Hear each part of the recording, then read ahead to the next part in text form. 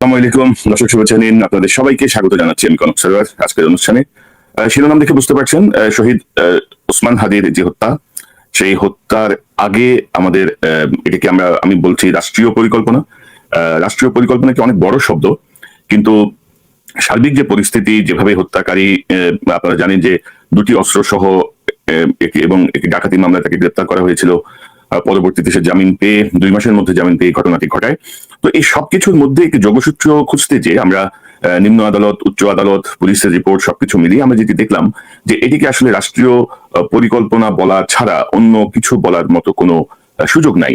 আমি কিছু তথ্য প্রমাণ আপনাদের সামনে তুলে ধরবো, বাকিটা আপনাদের বিবেচনা।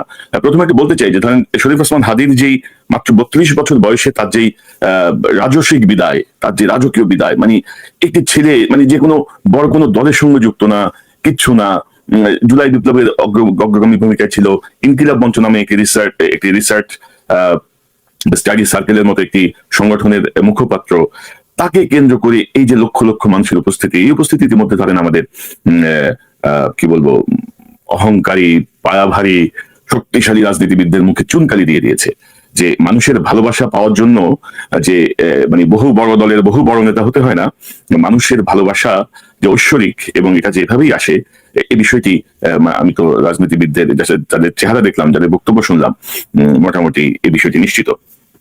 তো আমরা যদি একটু মূল বিষয়টায় যাই, মূল বিষয়টায় যাওয়ার আগে আমি আপনাদেরকে দর্শক বাংলাদেশের স্ট্যান্ডিং যে বিধান, সেই বিধানের জায়গাটা একটু বলতে চাই। যে আমাদের পুলিশ বলেন, আমাদের সেনাবাহিনী বলেন, প্রত্যেকটা জায়গায় তাদের একটা এসওপি, সংক্ষেপে এসওপি, এটার স্ট্যান্ডিং অপারেটিং প্রসিডিওর বলে একটা আইন আছে, একটা আইন কি একটা বিধান আছে আর কি, এসওপি। অর্থাৎ এনি ইমার্জেন্সি কন্ডিশনে, ধরেন ঢাকা শহরে একটা ভয়াবহ ভূমিকম্প হলো, বা কোথাও একটা ভয়াবহ একটা বিস্ফোরণের ঘটনা ঘটলো, বা কোথাও ভয়াবহ একটা দুর্ঘটনা হলো, বা কোথাও একটা ট্রেন দুর্ঘটনা হলো, সেই মুহূর্তে আদেশের অপেক্ষায় না থেকে স্ট্যান্ডিং অপারেটিং যে প্রসিডিওর, সেই প্রসিডিওর কিন্তু প্রত্যেকের জন্য আছে। যেমন আমরা বিডিআর হত্যাকাণ্ডের সময় এই এসওপি ফলো না করার জন্য কিন্তু আমরা সেনাবাহিনীকে দায়ী করি, কারণ সেখানে ধরেন ইউনিফর্ম পরা, বুকের মধ্যে ভারী ভারী মেডেল ঝোলানো মুরব্বীরা সব বসেছিল, চিফ আদেশ দেবেন তারপর তারা কাজ করবেন, অথচ তারা ভুলে গিয়েছিলেন তাদের একটা স্ট্যান্ডিং অপারেটিং প্রসিডিউর আছে, যেটি এসওপি, পুলিশে আছে, সকল জায়গায় আছে। তো এই ওসমান হাদিকে হত্যা করার পরে যে যে কথিত খুনির কথা বলা হচ্ছে, ফয়সল, সেই ফয়সল পরবর্তীতে পরের দিনই বলে দেওয়া হলো যে ফয়সল গভীর রাতে সীমান্ত ক্রস করে ভারতে ঢুকে গেছে। এবং আমরা পরবর্তীতে দেখলাম যে এটি একটু অবিশ্বাস্য যে ফয়সল খুন করেছে, তার বাসায় গেছে, জামা কাপড় পরিবর্তন করছে, মোটরসাইকেলের লাইসেন্স প্লেট পরিবর্তন করছে, অস্ত্রগুলো লুকানোর জন্য, ফেলে দেওয়ার জন্য তার বাবা মায়ের কাছে দিয়েছে। তো সব মিলিয়ে দেখা গেল যে সে খুন করার পরে কোথেকে কোথায় গেছে সকল তথ্য চলে আসলো, কিন্তু সে দেশের বাইরে পালিয়ে গেল। এবং ইন্টারেস্টিংলি আমি তো বলবো যে ডক্টর ইউনুস হাদির হত্যা হওয়ার, হাদির উপর গুলি বর্ষণের পরপরই মানে সেদিন রাতেই 9:30-10টায় তিনি উপদেষ্টা, পুলিশ, সশস্ত্র বাহিনী, গোয়েন্দা সংস্থার সঙ্গে জরুরি বৈঠক করেছেন এবং সেখানে তিনি বলেছেন যে হাদির উপর হামলাকারীরা যেন দেশ ছাড়তে না পারে। এটি ছিল প্রধান উপদেষ্টার মানে একদম সকলকে ডেকে নিয়ে আদেশ দেয়, এবং এই বৈঠকটি হয়েছে হাদি যেদিন গুলিবিদ্ধ হয়েছেন সেই শুক্রবার রাত 9:30-10টায় এই বৈঠকটি অনুষ্ঠিত হয়। কিন্তু পরবর্তীতে আমরা জানলাম যে হাদি নাকি ওই দিনই রাত 3টার সময় বর্ডার পার হয়ে চলে গেছেন। তো এর বাইরে ধরেন পুলিশের হাতে রেড অ্যালার্ট জারি ক্ষমতা আছে, আমাদের মাঠে কিন্তু সেনাবাহিনী ম্যাজিস্ট্রেসি পাওনি আছে। হাদির এই ঘটনা কিন্তু দুপুর 2:26 বা 27-এর এই ঘটনা 3টার মধ্যে কিন্তু পুরো দেশের মধ্যে ছড়িয়ে পড়েছে, সবাই জানে, প্রত্যেকটা এজেন্সি তো বটে, প্রত্যেকটা সাধারণ মানুষ জানে, যার কাছে একটা সাধারণ মোবাইলের অ্যাক্সেস ছিল সেও জানে যে হাদি গুলিবিদ্ধ হয়েছেন। তো এরপরে যে একটা স্ট্যান্ডার্ড প্রসিডিউর আছে, আরেকটা প্রসিডিউর যে রেড অ্যালার্ট জারি করা, প্রত্যেকটা জায়গায় ব্লক রেড দেয়া, রাস্তাঘাটে তল্লাশি চৌকি বসানো, সীমান্তে রেড অ্যালার্ট দেয়া, সীমান্তের যে জায়গাগুলো দিয়ে মানুষ পালিয়ে যায় গোপনে, সেই জায়গাগুলোকে সুরক্ষিত করা, এই সব কিছু। কিন্তু দুর্ভাগ্যজনক হচ্ছে কোনো ধরনের কোনো এসওপিও মানা হয়নি, রেড অ্যালার্টও দেওয়া হয়নি, কিছুই হয়নি। তো এখন আমরা যদি দেখি যে আমরা একটু ডকুমেন্ট গুলো একটু যাই। হাদির এই যে খুনি, কথিত খুনি ফয়সল, সে অ্যারেস্ট হয়েছে 8ই নভেম্বর, এবং 8ই নভেম্বরের যে এজাহার, সেই এজাহারে কিন্তু হাদির এই বিষয়টা নিয়ে বিস্তারিত বলা হয়েছে যে সে কয়টা অস্ত্র, কি বিষয়, সবকিছু মিলিয়ে কিভাবে ধরা পড়েছে সেটা কিন্তু এই এজাহারে হাবিলদার মোহাম্মদ মশিউর রহমান 8-11-24 তারিখে আদাবর থানার কাছে এই এজাহারটি দায়ের করেন, এবং সেখানে তারা জানান যে 7-11 তারিখে, অর্থাৎ 7ই নভেম্বরই আসলে মূলত তাকে গ্রেপ্তার করা হয়। 8 তারিখে এজাহার দায়ের করা হয় এবং তার সাথে তার কি কি অস্ত্র পাওয়া গেছে, কয়টা ফোন পাওয়া গেছে, দুটি যেমন প্লাস্টিকের বারযুক্ত বিদেশি পিস্তল, গুলিবিহীন একটি ম্যাগজিন যুক্ত পিস্তল, গ্রিপের উভয় পাশে প্লাস্টিক, অর্থাৎ বিস্তারিত বিবরণ আছে এর সাথে, এবং তাজা গুলির বিবরণ আছে। তো সব মিলিয়ে তিনি এজাহার দায়ের করেন 8ই নভেম্বর 2024 সালে। তো 8ই নভেম্বর 2024 সালের এই এজাহারের পরে আপনার 9 নভেম্বর এই ফয়সালের নামে এই ডাকাতির মামলায় তাকে গ্রেপ্তার দেখানোর জন্য আবেদন করা হয়। এবং আমি যদি আপনাদেরকে এই এই এই আবেদন থেকে একটু পড়ে শোনাই। বিজ্ঞ মেট্রোপলিটন ম্যাজিস্ট্রেট আদালতের এই আবেদন বিষয়, হাজতি আসামি ফয়সাল করিম মাসুদ ওরফে রাহুল 36কে মামলায় গ্রেপ্তার দেখানোর আবেদন। আদালত থানার মামলা নম্বর 2, তারিখ 1/11/24, অর্থাৎ 1 নভেম্বর 2024 তারিখে একটি ডাকাতির মামলা, যেটি 382 ধারা পেনাল কোড 427, ধারা 382/427 পেনাল কোড। এবং সেখানে মনমত হালদার এসআই নিরস্ত্র, তিনি বলছেন যে এই ফয়সাল করিম মাসুদ 8/11/24 তারিখে 1878 সালের অস্ত্র আইনের 19/19 অ ধারায় গ্রেপ্তার করে তাকে আদালতে সোপর্দ করা হয় এবং আদালত তাকে একদিনের রিমান্ড দেয়। এবং এই ব্যক্তি গত 28/10/2024, অর্থাৎ 28শে অক্টোবর 2024 2টার সময়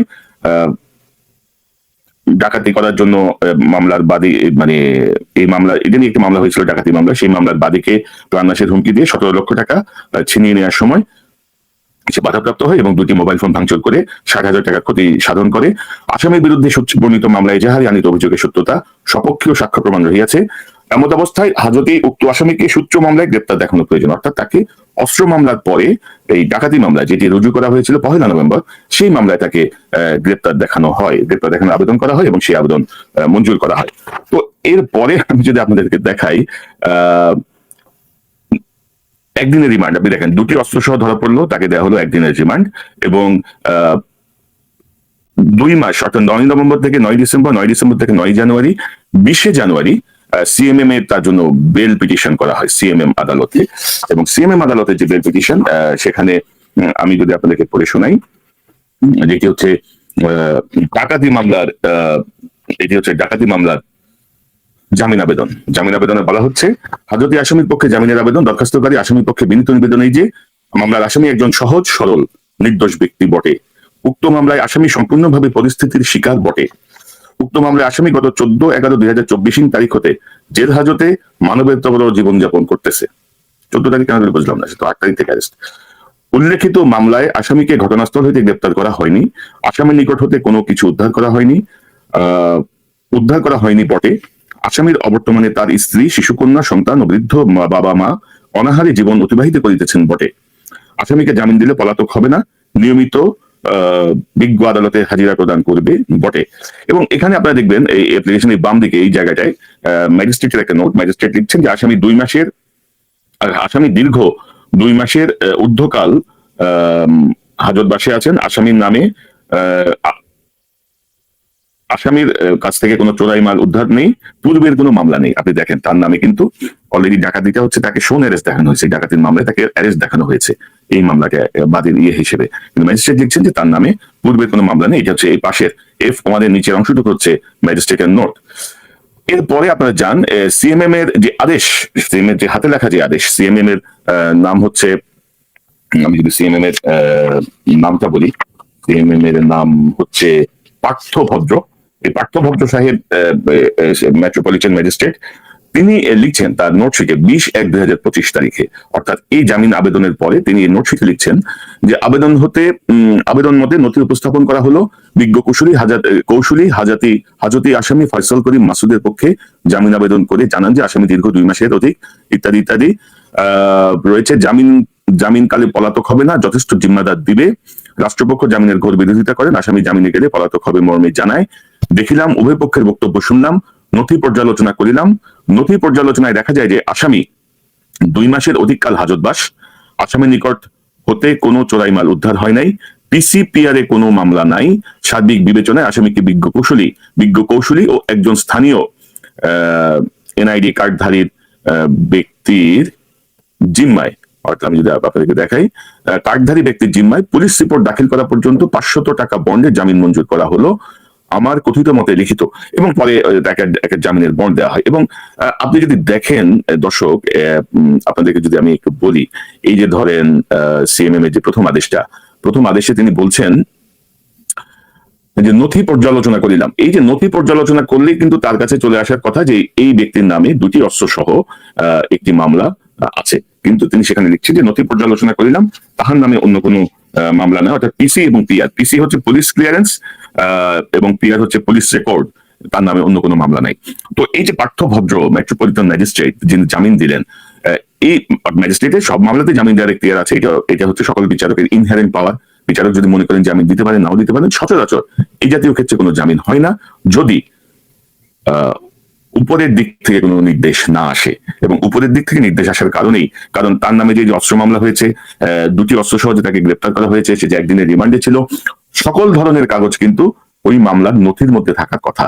এখন মেট্রোপলিটন ম্যাজিস্ট্রেট যদি নথি পর্যালোচনা করিয়া দেখিয়া যদি কিছুই নাহি পাইয়া থাকেন, তাহলে ইহা উপরের কোনো নির্দেশের কারণেই তিনি এগুলা আসলে দেখতে পারেন নাই। এই বিষয়টি আশা করি আপনাদের কাছে স্পষ্ট হবে। এবং এরপরে ধরেন হাইকোর্টের আদেশ, হাইকোর্ট তাকে 6 মাসের অন্তর্বর্তীকালীন জামিন দিয়েছে। ইতিমধ্যে বিষয়টি ব্যাপক আলোচিত, এবং এখানে বিএনপিপন্থী একজন আইনজীবী কায়সার কামাল, 2জন আইনজীবী কায়সার কামাল, তাকে এখানে আসলে অনেকটা অভিযুক্ত করা হচ্ছে যে তিনি কেন এই মামলার আইনজীবী হলেন। এখানে সরকার পক্ষে যারা ডিএজি অর্থাৎ ডেপুটি অ্যাটর্নি জেনারেল, অর্থাৎ সরকারের পক্ষে যারা কথা বলেন, সরকারের পক্ষে যারা এগুলো বিরোধিতা করেন, এর মধ্যে ছিলেন Zulfikar Alam Shimul DAG, Alamgir Hossain AAG assistant attorney general, Shamsil Arefin AAG এবং প্রজাল চাকমা এএজি, অর্থাৎ একজন ডিএজি সহ 3জন এডিশনাল অ্যাটর্নি জেনারেল এই মামলায় সরকার পক্ষে বিরোধিতা করেন। এবং আসামি পক্ষে ছিলেন অ্যাডভোকেট কায়সার কামাল এবং মাহফুজুর রহমান। তো এগুলো নিয়ে আসলে ধরেন নানা ধরনের গুটি চালাচালি হচ্ছে। এখন ধরেন ইন্টারন্যাশনাল যে প্রসিডিওর, সেই প্রসিডিওরে একজন আইনজীবী, একজন চিকিৎসক, একজন সাংবাদিক, অর্থাৎ আমি এর সঙ্গে কথা বলবো না, আমি এই রোগী দেখবো না, আমি আসামির মামলা নিব না, এগুলো আসলে অ্যাভয়েড করা যায় না। এগুলো হচ্ছে যে ধরনের যে শপথ থাকে সেই শপথের অন্তর্ভুক্ত, কিন্তু বৃহত্তর আসপেক্টে আমরা সেটিকে হয়তো গ্রহণ করতে চাই না। কারণ লয়ার যদি জানে যে, এবং আরেকটি উল্লেখযোগ্য বিষয় আপনি যদি দেখেন যে কোথাও সে যে ছাত্রলীগের একটা কেন্দ্রীয় পদধারী নেতা, এই কথা কিন্তু কোথাও উল্লেখ নাই, না অস্ত্র মামলার এজাহারে, না ডাকাতি মামলার এজাহারে, না জামিনের আবেদনে, কোথাও কিন্তু উল্লেখ নাই। এটি অত্যন্ত কৌশলে পুলিশের পক্ষ থেকে এই বিষয়টি কিন্তু গোপন রেখে আবেদন করা হয়েছে। কারণ যদি এই কথা লেখা হয়, আমার মনে হয় যে ম্যাজিস্ট্রেটের কে যত উপরের থেকে বলা হোক, ম্যাজিস্ট্রেট জামিন দেওয়ার আগে একটু চিন্তা অবশ্যই করবেন। তো ম্যাজিস্ট্রেট এখানে এই যে 8 তারিখে যে অস্ত্র মামলা, সেই অস্ত্র মামলায় তাকে জামিন দিয়ে দেন, 6 মাসের অন্তর্বর্তীকালীন জামিন দিয়ে দেন। তো এখন এবং রুল জারি করেন, সরকারের কয়েকজনের উপর একটা রুল জারি করে তিনি তারা এই আদেশটি দেন। কিন্তু বিস্ময়কর যে ব্যাপার, সেই বিস্ময়কর ব্যাপারটা হচ্ছে যে সাধারণত 2টি অস্ত্র সহ যারা গ্রেপ্তার হয়, তারা সাধারণত 1-1.5 বছরের আগে কোনো মামলায় ফাইল করে না, জামিনের আবেদন সব জায়গায় প্রত্যাখ্যাত হয়। এবং তারা, আপনি যদি দেখেন যে 8ই নভেম্বর গ্রেপ্তারের পরে প্রথমে তারা কৌশলে ডাকাতি মামলায় জামিনটা নিয়েছে 20 তারিখে, 20শে জানুয়ারি, এবং তার 1 মাস পরে তারা উচ্চ আদালত থেকে অস্ত্র মামলায় জামিন নিয়েছে। তো এরকম রেকর্ড খুবই রেয়ার। আপনারা যারা বাংলাদেশে যারা কোর্ট বিট করেন বা অনুসন্ধানী ক্রাইম বিট করেন, তারা একটু চেক করে দেখতে পারেন যে 2টি অস্ত্র সহ আসামি 2 মাসের মধ্যে জামিন পেয়েছে, এরকম কোনো রেকর্ড আসলে থাকার কথা না। আপনি যদি গত 10 বছরের রেকর্ড দেখেন, সেখানেও দেখবেন হয়তো 1-2টা মামলা এরকম থাকতে পারে। কিন্তু এটি অত্যন্ত বিস্ময়কর। এবং এখানেই হচ্ছে প্রশ্ন যে নিম্ন আদালত জামিন দিয়ে দিল ডাকাতি মামলায়, ম্যাজিস্ট্রেট এখতিয়ার বহির্ভূত ভাবেই বলবো, কারণ সচরাচর এই প্র্যাকটিসটা হয় না। দ্বিতীয়ত হাইকোর্ট তার এই 2টি অস্ত্র সহ বুলেট সহ যে মামলা, সেই মামলা তাকে জামিন দিয়ে দিল। তো এই জায়গাটা হচ্ছে সন্দেহের। এবং এখন পর্যন্ত কিন্তু ধরেন আমরা যেটা দেখছি, এবং উচ্চ আদালতে এই যে ধরেন মামলার যে জামিন হলো, এই মামলা কিন্তু একজন তদবির কারক থাকেন, নাম ঠিকানা সহ, যিনি মামলার তদবির করেন, মানে এইভাবেই শব্দটা লেখা থাকে আসলে, যে মানে মামলা পরিচালনা করেন আর কি, তাকে ধরা হয়নি। বিচারককে জিজ্ঞাসাবাদ করা হয়নি, আইনজীবীদের জিজ্ঞাসাবাদ করা হয়নি, নিম্ন আদালতের ম্যাজিস্ট্রেটকে জিজ্ঞাসাবাদ করা হয়নি, পুলিশের যেই হাবিলদার, পুলিশের যেই এসআই দুটো রিপোর্ট দিল, একটা এজাহার দিল, আরেকটা হচ্ছে তাকে ডাকাতি মামলায় শোন অ্যারেস্ট দেখানোর আবেদন করলো, তাদেরকে জিজ্ঞাসাবাদ করা হয়নি। কেন তারা ছাত্রলীগের এই পরিচয় গোপন রেখেছে? কেন তারা মূল বিষয়টা তুলে ধরে নাই? কেন ম্যাজিস্ট্রেট নথিপত্র পর্যালোচনা করেও বিস্তারিত কোনো অস্ত্র মামলার কোনো খোঁজ পায়নি? কেন পুলিশ রেকর্ডে তার নামে কোনো রিপোর্ট সেখানে ছিল না? ছিল নাকি ছিল না? তিনি দেখেছেন নাকি দেখেন নাই? তিনি আদিষ্ট হয়েছেন, আদেশপ্রাপ্ত হয়েছেন এগুলো না দেখার জন্য? খুব সম্ভবত আদেশপ্রাপ্ত হয়েছেন না দেখার জন্যই।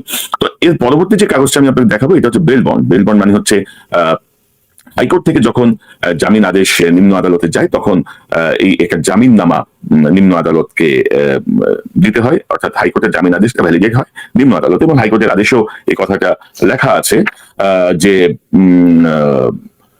Furnishing bail bond subject to the satisfaction of the learned chief metropolitan magistrate, অর্থাৎ হাইকোর্ট যে আদেশটা দিয়ে মেট্রোপলিটন ম্যাজিস্ট্রেটকে এটা বেল বন্ডটা রেডি করতে হয়। তো বেল বন্ডটা যদি আমরা দেখি, সেখানে আপনারা দেখবেন যে দুজন জিম্মাদার আছে এখানে। একজন হচ্ছেন, আমি তার ছবিটা একটু দেখাচ্ছি। বেল বন্ড ধরেন 19 তারিখে জামিন হয়েছে, 19 তারিখে 19শে ফেব্রুয়ারি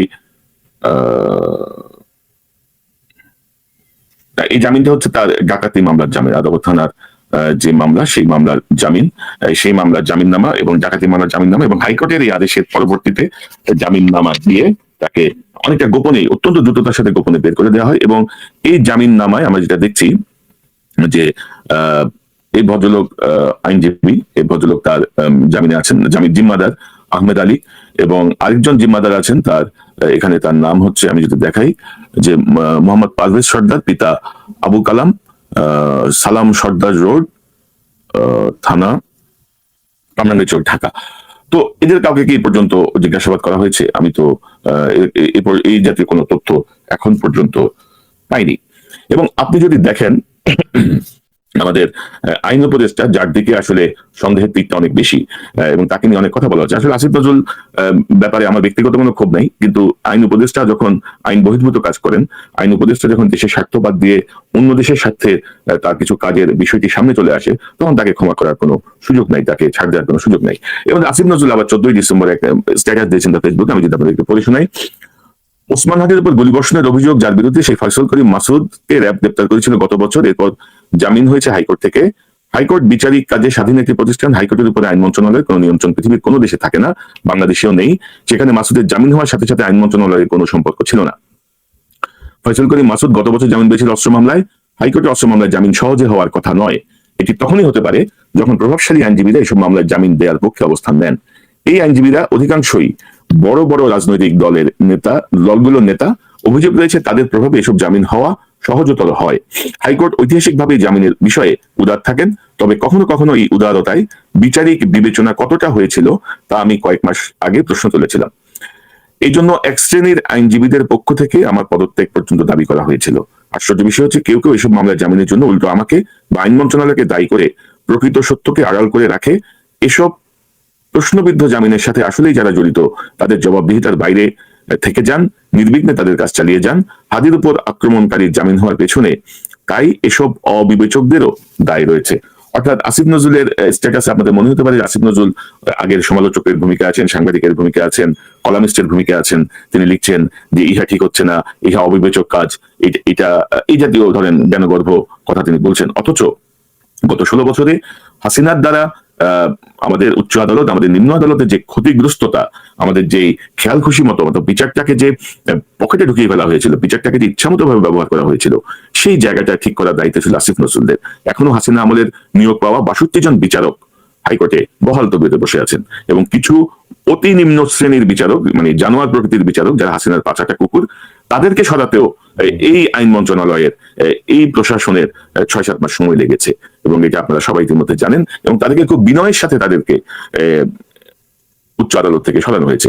আমি আপনাদেরকে আরেকটা সংবাদ দেখাতে চাই। এই যে আসিফ নজরুল ধরনের এত বড় বড় কথা বলছে, আমি যদি আপনাদেরকে একটু দেখাই যে এটি হচ্ছে সংবাদপত্রের বিপুল সংখ্যক জামিন দেওয়ার হাইকোর্টের 3 বিচারপতির কাছে ব্যাখ্যা তলব। এটি হচ্ছে 28 অক্টোবর 2025, এবং এখানে বলা হচ্ছে প্রধান বিচারপতি সৈয়দ রেফাত আহমেদ হাইকোর্টের 3 বিচারপতির নামে কারণ দর্শানোর নোটিশ জারি করেছেন।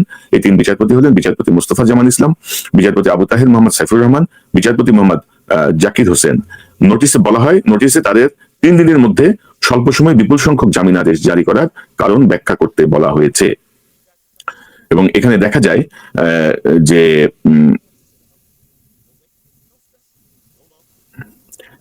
এর আগে আইন উপদেষ্টা এখানেও তার মন্তব্য বলছেন, নোটিশে বলা হয়েছে বিচারকের জামিন আদেশ দেওয়ার সময় 2 সদস্যের বেঞ্চের দায়িত্বে ছিলেন, বর্তমানে তারা একক সদস্যের বেঞ্চের দায়িত্ব পালন করছেন। এছাড়া জামিন আবেদনে অভিযুক্তদের আইনজীবীদের তালিকাও জমা দিতে বলা হয়েছে। এর আগে আইন উপদেষ্টা আসিফ নজরুল জানিয়েছিলেন একজন বিচারকের জামিন মঞ্জুর করার ক্ষমতা আছে, তবে 4 থেকে 5 ঘন্টার মধ্যে 800 মামলা শুনানি সম্ভব কিনা তা নিয়ে উদ্বেগ প্রকাশ করেন তিনি।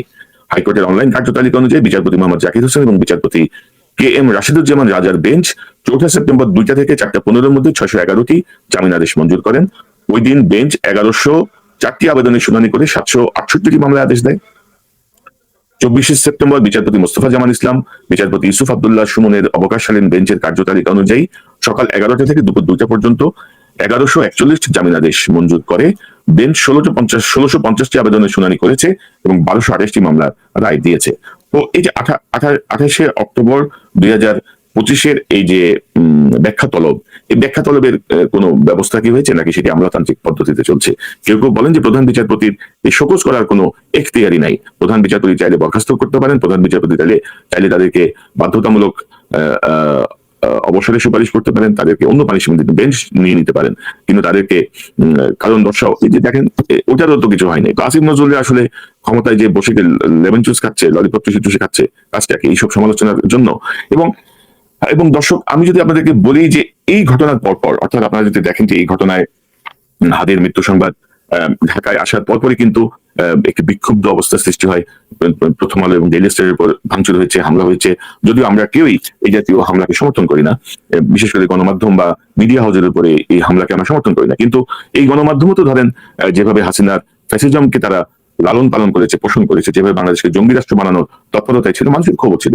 এবং এই বিষয়গুলো নিয়েও কিন্তু আমরা বিভিন্ন সময় বলেছি অন্তর্বর্তীকালীন সরকারের অপদার্থ মুরব্বী গোষ্ঠী কোনো ধরনের কোনো পদক্ষেপ নেয় নাই, বরঞ্চ এইসব প্রতিষ্ঠানগুলোতে তারা যে তাদের উপস্থিতি দিয়ে এই প্রতিষ্ঠানগুলো আরো ভ্যালিডেট করেছে যে না তারা খুব ভালো কাজ করছে। এখন ধরেন বিএনপি বা বিএনপির ভারপ্রাপ্ত চেয়ারপারসন তারেক রহমান, বেগম খালেদা জিয়া সকলের যে পরিমাণ চরিত্র হনন করেছে এই দুটো পত্রিকা, এখন আমরা দেখছি যে উল্টো খবর বিএনপির যে দরদ উতলায় উঠতেছে। আমরা চাই যে যারা ভাঙচুরের সঙ্গে ছিল তাদেরকে নিশ্চয়ই আইন শৃঙ্খলা বাহিনী খুঁজে বের করবে, তাদের ব্যাপারে নিশ্চয়ই আইনগত পদক্ষেপ নেবে, কারণ ভাঙচুর বা অগ্নিসংযোগ কোনো সমস্যার সমাধান হতে পারে না। পাশাপাশি এটাও বুঝতে হবে মানুষের ক্ষোভকে আপনি এমন পর্যায়ে নিয়ে যাবেন না যে পর্যায়ে মানুষ বিস্ফোরিত হয়, মানুষ সহিংসতার পথে চলে যায়। কারণ আইন যখন কার্যকর হয় না, আইনের শাসন যখন কার্যকর হয় না, তখন কিন্তু ভিন্ন দিকে টার্ন করে। তো প্রথম আলো টেলিস্টার যেদিন ভাঙচুর হচ্ছে সেদিন রাতে যখন একটা বিক্ষুব্ধ পরিস্থিতি, সেই বিক্ষুব্ধ পরিস্থিতির রাতেই ময়মনসিংহে আরেকটা ঘটনা ঘটে। ময়মনসিংহে একজন পোশাক শ্রমিককে পিটিয়ে পুড়িয়ে হত্যা করা হয়। পিটিয়ে বলা হচ্ছে যে ভালুকায়, ময়মনসিংহের ভালুকায় পোশাক কারখানার শ্রমিক দীপুচন্দ্র দাসকে পিটিয়ে পুড়িয়ে হত্যার ঘটনায় তোলপাড় চলছে। এবং বলা হয় যে গত বৃহস্পতিবার রাতে ধর্ম এবং অবমাননার অভিযোগ তুলে ভালুকার হরিরবাড়ি ইউনিয়নের ডুবালিয়া পাড়া এলাকায় পাইওনিয়ার নেটওয়ার্কস বিডি লিমিটেড কারখানার কর্মী দীপুচন্দ্র দাসকে কারখানা থেকে ধরে নিয়ে পিটিয়ে হত্যা করা হয়। পরে ঢাকা ময়মনসিংহ মহাসড়কের বিভাজকের একটি গাছে বিবস্ত্র করে ঝুলিয়ে মরদেহে আগুন ধরিয়ে দেওয়া হয়। অত্যন্ত মর্মান্তিক, অত্যন্ত ন্যাক্কারজনক একটি ঘটনা। কিন্তু আপনারা যদি দেখেন যে ম্যাজিস্ট্রেসি পাওনি সেনাবাহিনী মাঠে, পুলিশ আছে, র্যাব আছে, সেখানে একজন লোককে ধরে নিয়ে পেটানো হচ্ছে, মারা হচ্ছে, গাছে ঝোলানো হচ্ছে, অগ্নিসংযোগ করা হচ্ছে। এতটুকু সময় পর্যন্ত আইন শৃঙ্খলা বাহিনীর কি তৎপরতা আমরা দেখেছি বা আপনারা দেখেছেন? কোথাও কোনো তৎপরতা ছিল? তো আপনারা কি মনে করেন না যে এইটিকে অন্যদিকে ডাইভার্ট করার জন্য একটা পরিকল্পনার অংশ হিসেবে এই ঘটনাটুকু ঘটানো হয়েছে? কারণ সাধারণত আমি মনে করি যে রাসূল সাল্লাল্লাহু আলাইহি ওয়াসাল্লাম অথবা আল্লাহকে নিয়ে নাস্তিক বলেন বা অন্য ধর্মের কেউ যদি কোনো খারাপ কথা বলে, সেটির বিচার করার কোনো অধিকার কোনো মুসলমানকে দেয়নি, কোরআন হাদিস কোথাও দেওয়া হয়নি। বরঞ্চ আমাদের যে মাযহাব গুলো আছে, হানাফি মাযহাব, শাফি মাযহাব, হাম্বলি মাযহাব, এই মাযহাব গুলো বা যারা কোরআন হাদিসের যারা পণ্ডিত, তাদের বক্তব্য হচ্ছে এই ব্যাপারে রাষ্ট্রীয় আইনে রাষ্ট্র তার বিচার করবে, রাষ্ট্র তার বিরুদ্ধে ব্যবস্থা নেবে। এবং আমাদের দেশে ব্লাসফেমি আইন না থাকলেও আমাদের যে সিআরপিসি আছে, সেই সিআরপিসিতেই কিন্তু এই জাতীয় অপরাধের বা এই জাতীয় অবমাননার বিচারের ব্যবস্থা আছে। তো সেখানে উস্কানো হয়েছে একটি গ্রুপ, সেখানে উস্কিয়েছে। এবং বাংলাদেশ যে একটা ধর্মীয় উগ্রবাদের দিকে যাচ্ছে, এই বিষয়টিকে প্রমাণ করার জন্য একটি মহল বিশেষভাবে সচেষ্ট। আবার দেখেন এই দীপু দাসের এই হামলার ঘটনা নিয়ে ভারতে আমাদের যে কনসুলেট, সেই কনসুলেটে কিন্তু হামলা হয়েছে এবং আমাদের যিনি রাষ্ট্রদূত আছেন সেই রাষ্ট্রদূতকে হত্যার হুমকি দেওয়া হয়েছে। আমাদের পররাষ্ট্র উপদেষ্টা ইন্টারিম তিনি বলছেন যে বিক্ষোভকারীরা ভেতরে এলো কিভাবে, দিল্লিকে প্রশ্ন ঢাকার, এবং দিল্লিতে বাংলাদেশ হাই কমিশনে হামলার চেষ্টা নিয়ে ভারতের প্রেস নোট পুরোপুরি প্রত্যাখ্যান করেছে ঢাকা। রোববার পররাষ্ট্র উপদেষ্টা মোহাম্মদ তৌহিদ হোসেনের কথা বলেন। পররাষ্ট্র উপদেষ্টা বলেন, দিল্লিতে কূটনৈতিক এলাকার এত ভেতরে বিক্ষোভকারীরা কিভাবে এলো সেটাই আমার প্রশ্ন। প্রয়োজনে ভারতের মিশন ছোট করার কথাও তিনি জানান। এর আগে দিল্লিতে বাংলাদেশ হাইকমিশনের প্রেস মিনিস্টার মোহাম্মদ ফয়সাল মাহমুদকে উদ্ধৃত করে বিভিন্ন সংবাদ মাধ্যমের খবরে বলা হয়, শনিবার রাত 8:30 থেকে 9:45 নাগাদ 3টি গাড়িতে করে কিছু লোক এসে বাংলাদেশ ভবনের গেটে দাঁড়িয়ে কিছুক্ষণ চিৎকার করে। তিনি সাংবাদিকদের বলেন, বাংলা ও হিন্দি মিলিয়ে কিছু কথাবার্তা বলেছে, হিন্দুদের নিরাপত্তা দিতে হবে, হাইকমিশনারকে ধরো। পরে তারা মেইন গেটের সামনে এসে কিছুক্ষণ চিৎকার করে, ওরা চিৎকার করে চলে গেছে, এতটুকুই আমি জানি। অর্থাৎ দর্শক, আপনারা যদি এই ওসমান হাদির এই হত্যাকারীর জামিনের যে ধারাবাহিকতা, নিম্ন আদালত, উচ্চ আদালত, তার জামিনের দেশা, তার দেশ থেকে পালিয়ে যাওয়া, একটা বিক্ষুব্ধ পরিস্থিতি, ভাঙচুর, অগ্নিসংযোগ, এই দীপুকে হত্যা, ফয়সলকে ভারতে পালিয়ে যাওয়া, সবকিছু মিলিয়ে আপনারা কি বুঝতে পারছেন যে এখানে একটা রাষ্ট্রীয় ষড়যন্ত্রের ব্যাপার আছে। এই রাষ্ট্রীয় ষড়যন্ত্রের সাথে আমাদের স্বরাষ্ট্র মন্ত্রণালয় যুক্ত, আমাদের আইন মন্ত্রণালয় যুক্ত, আমাদের গোয়েন্দা সংস্থা যুক্ত, আমাদের পুলিশের একটা, অর্থাৎ স্বরাষ্ট্র মন্ত্রণালয়ের মধ্যে এগুলো সব চলে আসে, বিজিবি যুক্ত এবং সেনাবাহিনীও যুক্ত। মানে এমন একটি ঘটনা ঘটার পরে যে পদক্ষেপগুলো নেওয়া দরকার ছিল তারা আসলে কার্যত কেউ কোনো পদক্ষেপ নেন নাই। বাংলাদেশে যে সামনে একটি নির্বাচন আসছে, সেই নির্বাচনকে বানচাল করার জন্য, একটি অস্থিতিশীল পরিবেশ সৃষ্টি করার জন্য এই উদ্যোগটা নেওয়া হয়েছে। এবং আমি তো বলবো, ডক্টর মোহাম্মদ ইউনূস কিন্তু ঘটনার দিন রাতেই প্রথম যে কথাটি বলেছেন, তিনি বলেছেন যে অপরাধী যেন পালিয়ে যেতে না পারে, হামলাকারী যেন পালিয়ে যেতে না পারে। ডক্টর ইউনূসের এই আদেশ যদি এরা না মানেন, তাহলে কার কি করার আছে? ডক্টর ইউনূস কি করতে পারেন? আমাদের যে স্বরাষ্ট্র উপদেষ্টা, সে তো লেফটেন্যান্ট জেনারেল, তার মানে একটা বোধ বুদ্ধির কোন পর্যায়ে যে পৌঁছেছে আপনারা দেখেন। যে আসিফ নজরুলরা কি বিচার বিভাগের কি সংস্কার করছে, কিভাবে জামিন হয়, কিভাবে ছাড়া পায়, মানে এসব কাব্য করে লাভ আছে আসিফ নজরুল যে আপনি বসে বসে কলাম লিখবেন, এখন আইন মন্ত্রণালয়ের দায়িত্ব নিয়ে বসে বসে কলাম লিখবেন, প্রবাসী মন্ত্রণালয়ের দায়িত্ব নিয়ে বলবেন যে দালালরা প্রবাসীদের খুব সর্বনাশ করে দিচ্ছে। তো আপনি কি শিখতেছেন বসে বসে? আপনার কাজটা কি? আপনার কাজটা হলো নিয়ন্ত্রণ করা। আপনি না পারলে ভাই বিদায় হন। না পারলে কারোর জন্যই কোনো কিছু থেমে থাকে না, কারোর জন্যই কোনো কিছুই অর্থাৎ অ্যাবসলিউট না এই পৃথিবীতে। আমি আজকে আছি, কালকে থাকবো না, আপনি আজকে আছেন, কালকে থাকবেন না। পৃথিবী থেমে থাকবে না, পৃথিবীর মতো চলবে। হাসিনার এত দুর্দান্ত প্রভাবে শাসন করছে, পালিয়ে গেছে না, টিকে থাকতে পারছে, সে ফিরে আসতে পারবে? মনে তো হয় না। তো সবকিছু মিলিয়ে এই যে একটি রাষ্ট্রীয় পরিকল্পনা, এই পরিকল্পনার মুখোশ উন্মোচন করবে কে? কারণ উপদেষ্টা পরিষদের একটা অংশ, পুলিশের একটা অংশ, বিজেপির একটা অংশ, গোয়েন্দা সংস্থার একটা অংশ, সবাই এর সঙ্গে যুক্ত। এবং আপনারা জানেন যে হাদির মৃত্যু সংবাদ, আমরা সবাই মানসিকভাবে প্রস্তুত ছিলাম, কিন্তু হাদির মৃত্যু সংবাদ আসার পরবর্তী কি কি প্রতিক্রিয়া হতে পারে, পুলিশের স্পেশাল ব্রাঞ্চ কিন্তু এমন একটা রিপোর্ট এই ডিক্লারেশনের কমপক্ষে 3 দিন আগে প্রধান উপদেষ্টা, স্বরাষ্ট্র মন্ত্রণালয়ের সব জায়গায় পৌঁছে দিয়েছে বলে আমি বিশ্বস্ত সূত্রে নিশ্চিত হয়েছি। এবং তারা বলেছে যে এই জায়গাগুলোই আমাদেরকে স্পেশাল প্রোটেকশনের ব্যবস্থা করতে হবে। তারপরে কেন করা হয় নাই?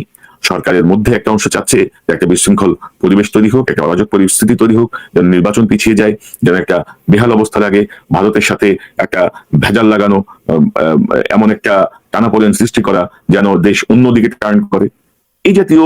অর্থাৎ দেখেন দর্শক, 10,000 মাইল দূর থেকে অনেক তথ্য খুব বেশি গভীরে যাওয়ার সুযোগ আমাদের কম, আমাদের অনেকের সঙ্গে যোগাযোগের ক্ষেত্রে সীমাবদ্ধতা আছে। কিন্তু তারপরও ধরেন যে ধারাবাহিকতা আমি আপনাদের সামনে তুলে ধরলাম, আশা করি আপনাদের কাছে বিষয়টি স্পষ্ট হবে যে ইহা একটি রাষ্ট্রীয় পরিকল্পনা। ওসমান হাদি হত্যাকে একটি রাষ্ট্রীয় পরিকল্পনা, কারণ ওই খুনিকে বের করে আনাই হয়েছিল এমন একটি ঘটনা ঘটানোর জন্য, এবং তাকে সেই নিরাপত্তা এবং নিশ্চিত করা হয়েছিল যে তাকে পূর্ণ সহযোগিতার মাধ্যমে নিরাপদে দেশ থেকে বের করে দেওয়া হবে। এই যে তার বাবা মাকে ধরছে, তার ওয়াইফকে ধরছে, তার বান্ধবীকে ধরছে, আপনি আইনের বেড়া দিলে কতক্ষণ তাদেরকে আটকে রাখতে পারবেন? 3 মাস, 6 মাস, 1 বছর? কারণ তারা তো খুন করে নাই। তাদেরকে আপনি নানাভাবে বলতে পারেন তারা খুনের সহযোগী, তারা পালিয়ে যেতে সহায়তা করছে। পালিয়ে যেতে বাপ মা কি সহায়তা করবে? পালিয়ে যেতে সহায়তা করছে পুলিশ, গোয়েন্দা সংস্থা, সেনাবাহিনীর একটা অংশ, বিজিবির একটা অংশ। বিজিবির একটা ব্রিফিং শুনলাম যে ওই সীমান্তে যারা নাকি লোক পারাপার করে, তাদের একজনকে তারা শনাক্ত করে তার বাসায় অভিযান চালায়। বিজিবির ওই অফিসার তার বক্তব্য বলছেন, আমরা দরজা নক করছি। দরজা নক করছে কিভাবে জানেন তো? ওগো শুনছো, দরজাটা খোলো। বলে যে আমরা দরজা বাইরে আধা ঘন্টা দাঁড়িয়েছিলাম, ইতিমধ্যে ওই তার স্ত্রী ওই আসামিকে ফোন করে বলে দিয়েছে পুলিশ বিজিবি কিন্তু বাসায় চলে আসছে। আপনি আপনি মানে কি আপনার রং করতে যান, দরজা knock করে আধা ঘন্টা দাঁড়ায় থাকবেন, এর মধ্যে তার বউ ফোন করে আসামিদের সতর্ক করে দিবে। এই ট্রেনিং পাইছেন আপনারা? এগুলো আমাদেরকে শিখান, এগুলো আমাদেরকে বুঝাইতে চান, কি বুঝাইতে চান আমাদেরকে? তো দর্শক, এই হচ্ছে অবস্থা। এই আমার কাছে যা তথ্য ছিল আপনাদেরকে দিলাম, বাকিটা ভাই আপনাদের বিবেচনা। আমি বাংলাদেশের কোনো পত্রিকায় দেখছি না। এবং ইন্টারেস্টিংলি ধরেন মামলার যে চার্জশিট, সেই চার্জশিট দেওয়া হয়েছে, সেই চার্জশিট দেওয়া হয়েছে 28শে ফেব্রুয়ারি, অর্থাৎ 20শে ফেব্রুয়ারি আসামি জামিনে বের হয়ে গেছে। 28শে ফেব্রুয়ারি চার্জশিট দেওয়া হয়েছে এবং চার্জশিটে কিন্তু ভালো, চার্জশিটটা খুবই ভালো। চার্জশিটে তার যে অস্ত্র, সেই অস্ত্রের ফরেন্সিকও তারা করেছেন। সে এবং ভেরি আনফর্চুনেটলি আপনি দেখেন যে নভেম্বর থেকে ফেব্রুয়ারি এই 2 মাসের মধ্যে মামলার আয়ুও কিন্তু পরিবর্তন হয়ে গেছে।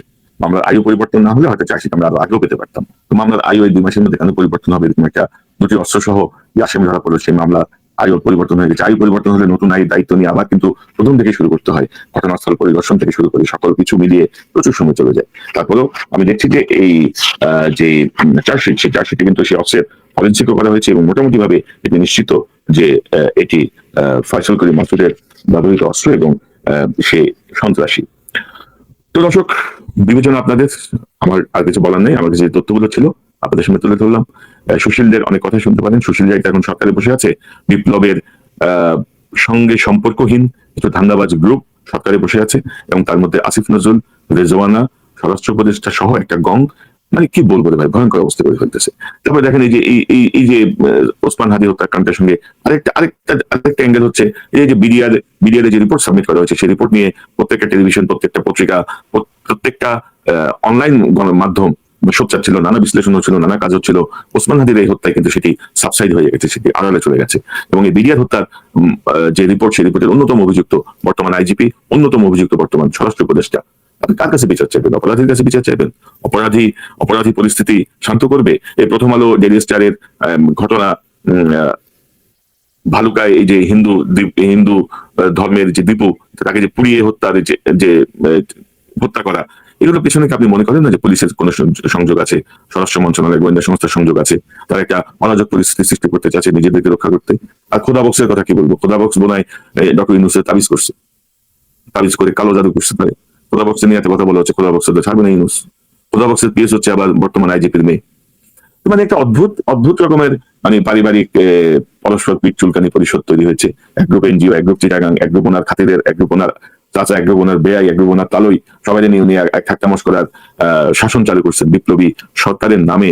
বিপ্লবী সরকারের নামে, বিপ্লবী সরকার যেখানে হওয়ার কথা, একটা বিপ্লব পরবর্তী সরকার এতটা ঠাট্টামশ করা দিয়ে হয় না।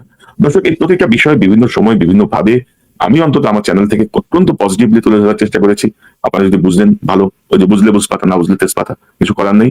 ঘটনা আরো ঘটতে থাকবে। আপনারা যদি এইসব অপরাধীদের চিহ্নিত করতে না পারেন, তাহলে আমাদের কারোরই কিছু করার থাকবে না। আমরা শুধু দর্শকের মতো বসে থাকবো। আমরা শুধু আপিত্তেশি করবো। একটা ঘটনা ঘটবে, একটা বিষয় সামনে আসবে, আমরা শুধু আপিত্তেশ করবো। এবং আমার মনে হয় যে আমাদের আরেকটু সজাগ হতে হবে। ছাত্র জনতা, বিপ্লবকে যারা সফল করেছেন, তাদেরকে আরেকটু মনোযোগী হতে হবে, আরেকটু কঠোরতার সঙ্গে পরিস্থিতিতে মাঠে অবস্থান নিতে হবে। কারণ বিপ্লবকে ব্যাহত করতে দেওয়া যাবে না, নির্বাচনকে ভণ্ডুল করার যে চেষ্টা, সেটিকে ব্যাহত করতে দেওয়া যাবে না। পাশাপাশি রাজনৈতিক দল বেশি